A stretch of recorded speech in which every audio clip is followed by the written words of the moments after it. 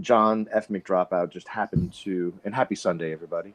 He happened to put a video of somebody's analysis. What's the dude's name? The D. Demotivator opinion. Demotivator. I thought he did a great job of highlighting the fact that Peterson sort of pushed himself into the limelight by painting himself as a martyr of what was viewed as maybe like a push to the PC left in our legislation about the human rights, our human rights charter. But Okay. so he got 2 letters from the university, and he has not lost his job. He's not lost his teaching career. And it looks like nothing really bad has happened to him besides a boost in his popularity.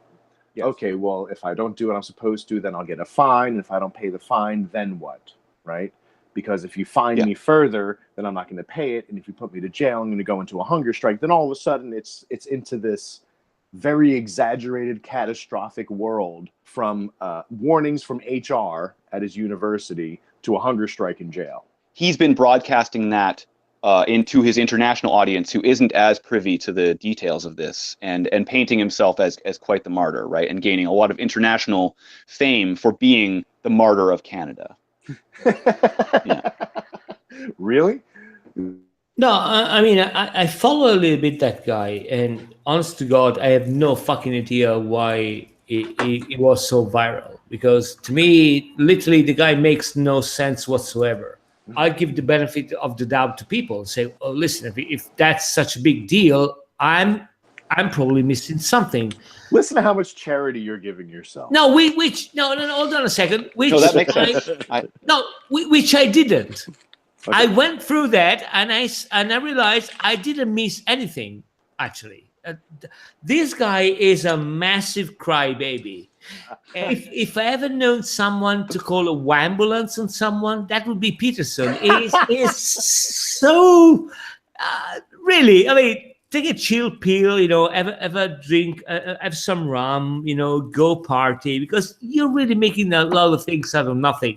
Right. So I don't think anybody's disagreeing with the ideas of metaphor being useful or narrative being therapeutic, and I think we all sort of have those leanings, and we understand how that works, right? But the problem is that Jordan takes those to almost a reductionary level, right? Where he starts to talk about masculine as the orderly and feminine as the chaotic, and that if you want to have orderly societies, you have to emphasize masculinity as the all-important trait or something like that, right? And there are directions he takes those psychoanalytic bases and moves them into ways that are they're directly critical of the enemies of the people he's selling to, right? The liberals, the feminists, the people who are leaning towards social justice, right? He seems to think that is a step away from the normative version of society, right? How society is supposed to be constructed. And that's what I hear being reflected all the time from him, right? He's giving them that exact hierarchy that they have been looking for. And he's wrapping it in psychobabble, which I think in some senses is going to be helpful for people, because it is helpful for people in general. But in some senses, it's being used as a wedge and a tool to get in between the social justice and the more conservative or free speech warrior kind of version of society, right? So I think that's what I think is the most harmful of it, is that his framing of the narrative does seem to support the people's narrative that he's selling to, and I don't know if there's anything we can do about that, right? I think it's an easy narrative to sell, and I think that it's going to be attractive to a certain number of people who feel left behind by society. There are some things that Jordan Peterson says that are observational. There are some things that he says that are normative, right? The should components. He has a website dedicated to self-help. He's into self-help. 12 Rules for Life is a normative fucking book. If you're rules, you're setting forth fucking rules, shoulds. I think that there is definitely some fluid boundaries between when he is being observational and when he is being normative.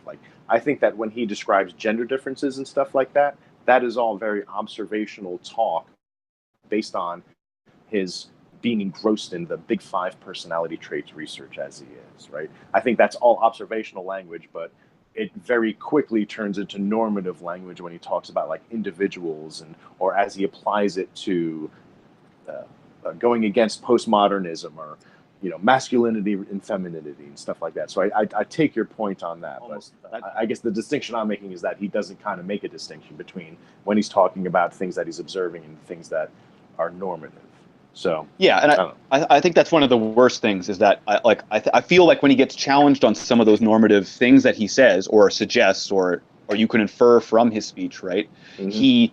He backs into either asserting his own authority as a clinical psychologist or describing the other person as like uninformed or psychoanalyzing them as like having an ulterior motive. And I think that's those two sort of gut responses to people who sort of push back on that normative language, I think are maybe telling, but like I think it shows that he doesn't really want to discuss the deep ins and outs of it, right? I think he wants to keep painting that narrative. Like, and I haven't really seen any real pushback from people, right? Like there was a little bit from the Vice interview I saw, and of course there's the BBC4 interview, but I think those were the only ones that could even vaguely be called confrontational, right? It seems to me like everyone else is sort of already on board with Jordan Peterson and simply allowing him to keep pushing the exact same narrative. It's weird to make like a hero archetype the normative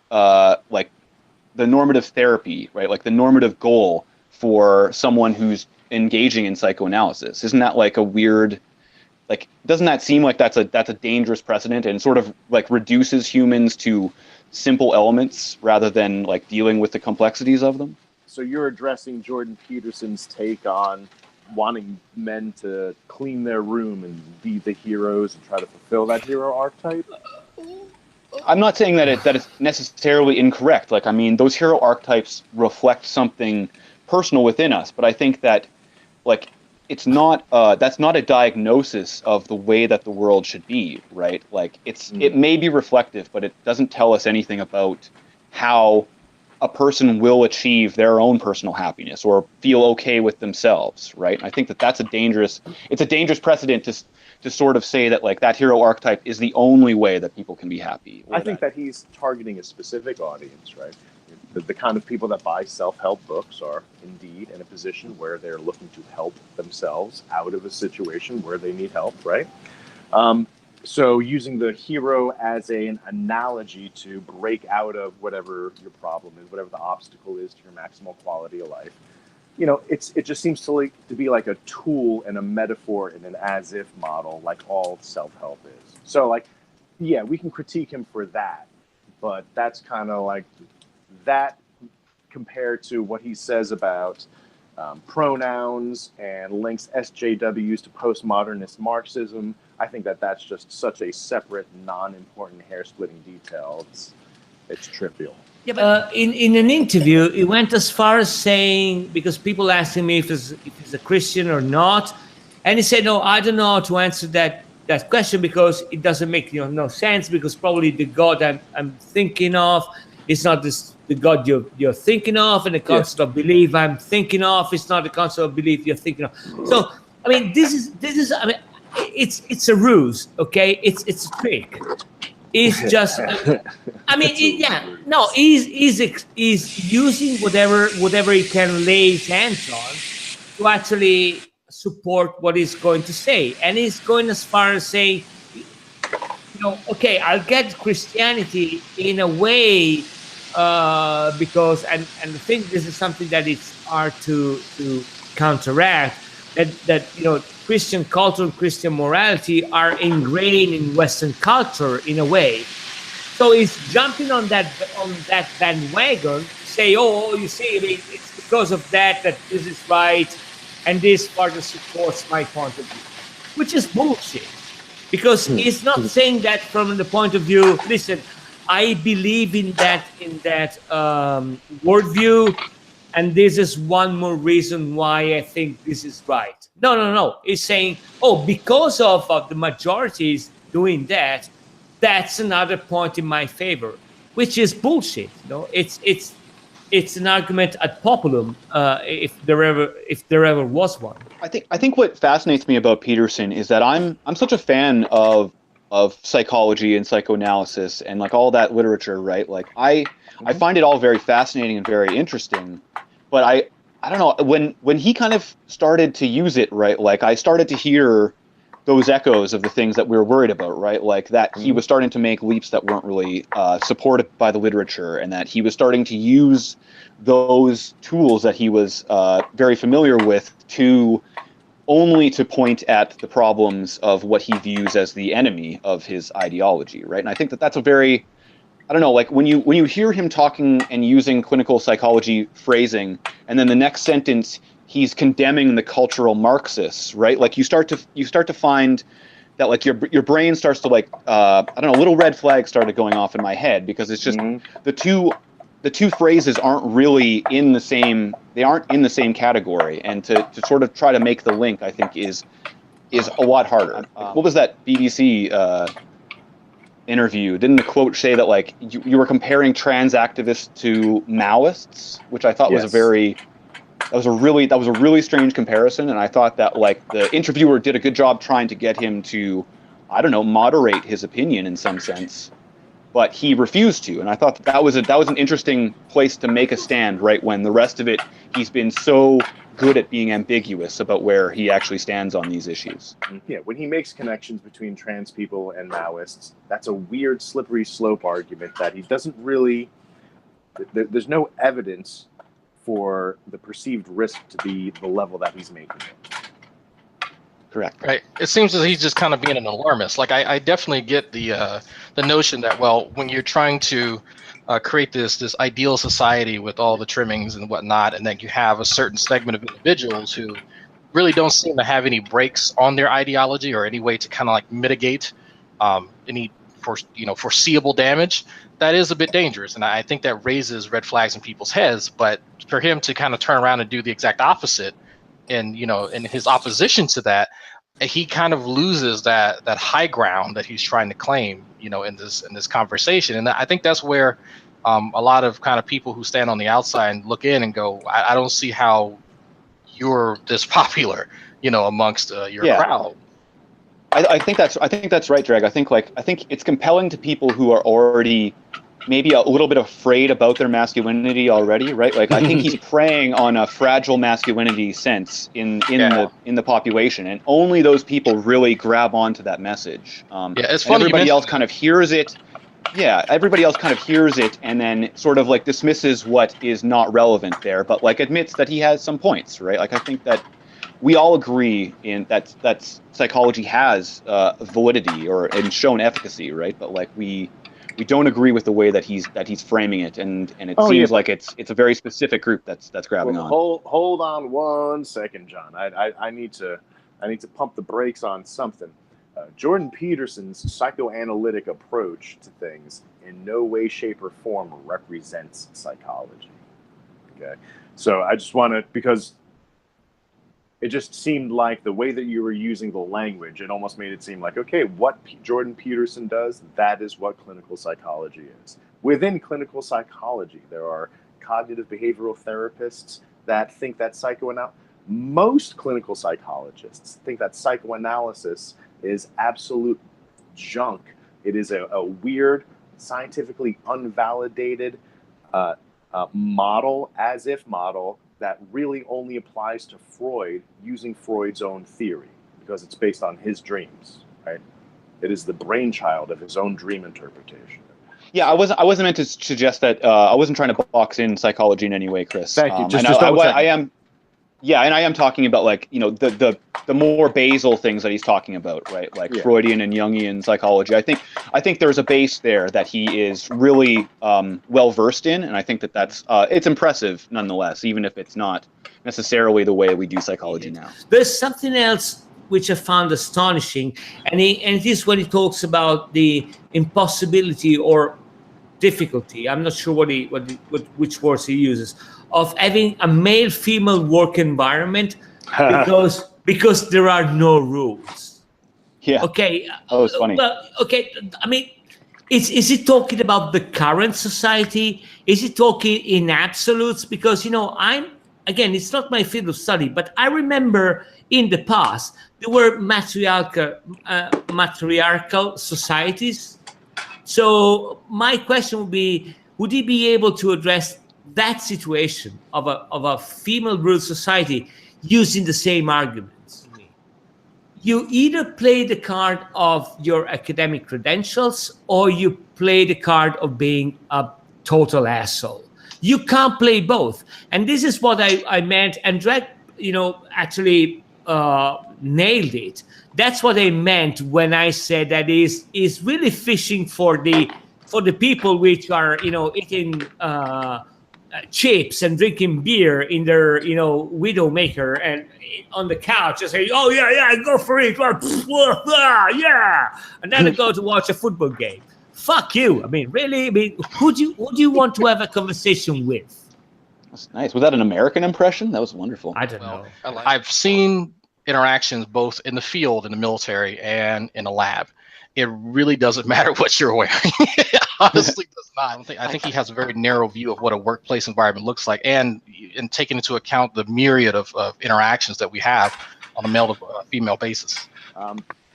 He seemed to suggest that the last 40 years had been like a disaster, right? Yes. Like he seemed to suggest that it hasn't worked. Like this has actually been negative, right? And I don't think that's the case. I think you could look up plenty of. I saw that as him pointing out how young of an experiment this is, instead of just being a saying, pessimist hey, it hasn't worked so far, so it's not going to work. I didn't get that from what he said. I didn't get that at all.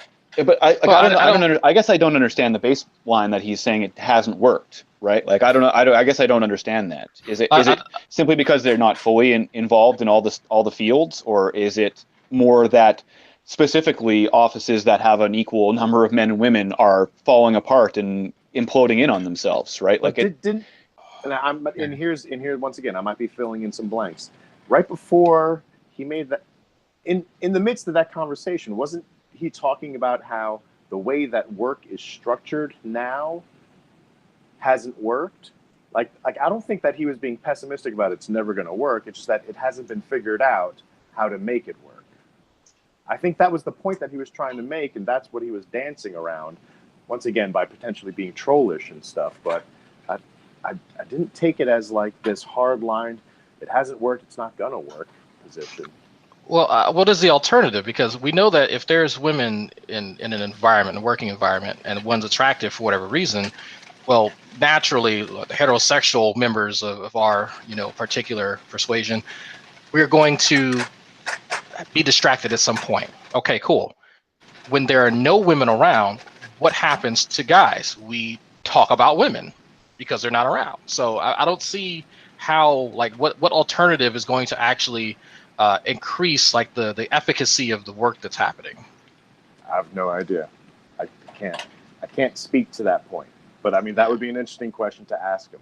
And by the way, Shanna, can you put? I understand you don't want to turn your camera on, but can you put a picture where you don't wear makeup, because that's making me uncomfortable, and because there are no rules. Yeah, no, I'm gonna leave the makeup on the way it distracts you guys. Because you simple-minded apes can't think or do anything if a girl is around with shit on her face. We need rules. That's the whole point. Yeah, this shit doesn't really make a lot of sense to me. None of it does. Yeah. Then he starts kind of making fun of Peterson for being a Christian, which I thought was weird. Like, I don't understand how that was part of a linear thread of critiques against Peterson. Well, I thought it was because it shifted towards where Peterson starts to make claims about how Christianity is like the only true moral framework, or the way that that Christianity is like really the only true narrative in terms of like our psychological well-being, right? And how, and I think that's what specifically what he was. Yeah, that makes perfect sense from a Jungian psychology archetypal Joseph Campbell kind of perspective, which is exactly where Jordan Peterson comes from. Cool. I mean, I applaud the guy for making a shitload of money out of mentally well, not retarded, but naive people. I really applaud him because he's really good at it. But other than that, wow, it's a storm in a glass of water, really. I don't think that it can really be denied that Jordan Peterson has tapped into the cottage industry of, selling intellectual properties, whether they be videos or books or, the self-help website that he has and stuff like that. That is really all very much well within, I think it's well within his wheelhouse. It just so happens that he's taking this event, framing it in terms that he understands, and it's novel and confidently seducing people who buy into that cottage market, right? Does that make sense what I'm saying? Like, I don't think that he's changed his tune to cater to anything. I think that he's doing what he does best, right? Which is this kind of confident talking about psychological stuff. So it kind of sounds like psychobabble. It kind of sounds like narrative. It kind of sounds like myth. It kind of sounds like logic. I think that this is his shtick. It's just he's getting his 15 minutes of fame above and beyond the ambient level of popularity he already had. That's my take. Is that guy is really reaching for the lowest common denominator of people which have no fucking idea what's going on in the world. Why do you say he's reaching for it? Why do you say that? Because if you hear him talking alone, you will make out something really specific that apparently is all against social justice warriors, is reclaiming a superiority of the rightist, agenda, is really against the leftists. Any side thinks which makes no sense. I mean, like Marxist professors in university. So it's really Trump-esque in his narrative, but it doesn't make any sense. Then, when someone asks him pertinent questions, he's all nuance. Oh, I never said that. Oh, I never said that women are not as much brighter as men. Oh, I never said that. You're misunderstanding me. But if you hear him, that's the message he gives. Now, I'm not saying that he's not. I'm what? sorry. I said no, it's not. But what I should have said is that's not what I hear when he talks. What you hear, I think there is a big distinction, and I'll let John talk because I understand John has been taking Peterson way more than me. What you hear and what you listen are two different things. Okay. What I think is that what you mean to say, Christopher, is that when you listen to him, you don't listen to him saying the things that they just said, but when people hear Peterson, they hear exactly what I said. Even if you listen to him, you will not listen to those words. But that's what you hear. To the point that you just made, he uses very inside baseball psychology language, but he doesn't unpack what each of the things mean. So when he says that women score high on neuroticism, that means something very specific in personality testing that when you say it to lay people just sounds like women are neurotic. If that's what you're talking about, then yeah, I agree that that's happening, but that's a crosstalk between technical and colloquial languages. He made it seem like Jordan was purposely doing this all for the money. And I think that the money is just a byproduct of him doing what he normally does and just tapping a market that is ripe for it. I think I agree. I mean, I think it's also, part of that market does seem to be a little bit about Patreon flogging, right? Like there is, in fact, like a monetary draw. I don't think anybody would turn down $50,000 a month. And I think that if you started getting $50,000 a month, you might think, maybe I should keep doing this, right? Like, so I think, like, I don't know if he exactly suggested it. But like, I think it's almost impossible that it wasn't part of the motivation to keep the narrative of martyrdom going, right? Okay. Even Right, after Brad, the quick, facts get it. came Go out. on. Just I mean, next time after 5 minutes, just say that we are right and let's move on, because we've wasted an hour trying to convince you of something that we knew we were right. I'll give me a fucking break. It was not a waste. It was not. I learned Well, something. it was a waste for us Okay. because we already knew we were right. Oh, that's awesome. So what you're saying is, if you were to ever teach a course, at the end of it, when Yeah. everybody got good grades, you'd be like, I wish you would have fucking told me you knew this already, or else I would have wasted my goddamn time explaining it to you.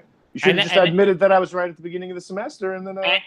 And I would be perfectly right, because I would have made the same exact amount of money in way less time. Fuck you. I know. Fuck you. It's more efficient that way. But then we wouldn't have heard Fabio's philosophy on blowjobs, which I think we were all edified by. Fascinating. I agree. That was a point worth making. I totally get There we go. Right. I stand corrected. Christopher, ignorance was good for one thing. I stand corrected. Moving on. So, what's the next topic, Chris?